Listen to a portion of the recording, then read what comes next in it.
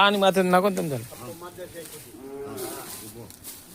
બોલો દ્વારકા ધીશ કી જય, કૃષ્ણ કનૈયા લાલ કી જય.